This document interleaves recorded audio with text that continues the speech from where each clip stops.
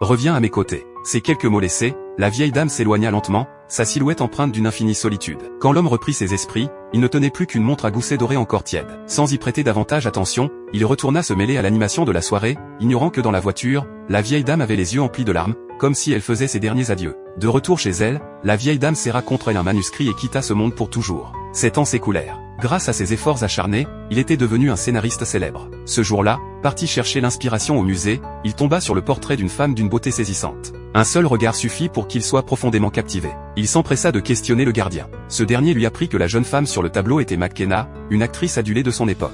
Elle était passée par cette ville en 1912 pour jouer dans une pièce de théâtre, mais était décédée 7 ans auparavant. Cette nouvelle l'attrista, mais surtout, elle éveilla en lui le désir impérieux d'en savoir plus sur cette femme dont il était tombé amoureux au premier regard. Animé d'une urgence fébrile, il se rendit à la bibliothèque et déniche une biographie de McKenna. À la dernière page, il découvrit avec stupeur que McKenna n'était autre que la vieille dame qui lui avait offert la montre 7 ans plus tôt. Il se souvint alors de ce que son professeur d'université lui avait confié, ce dernier avait réussi une expérience de voyage temporel. Peut-être pourrait-il, par quelque moyen, traverser le temps et rencontrer McKenna. Mais cette traversée avait été si fortuite que même le professeur ne pouvait affirmer avec certitude s'il avait vraiment voyagé dans le passé, peut-être n'était-ce qu'un instant fugace, ou tout au plus 10 minutes. Le professeur lui révéla la méthode. Richard passa immédiatement à l'action. Il acheta de la monnaie de 1912, se procura un costume et adopta une coiffure de l'époque. Par chance, le Grand Hôtel existait depuis plus d'un siècle et n'avait guère changé. Richard n'eut qu'à enregistrer sa voix, s'allonger sur le lit et pratiquer l'auto-hypnose. Quand Richard rouvrit les yeux, tout avait changé autour de lui. Il avait réussi. Se remémorant les informations du livre, il trouva la chambre de McKenna.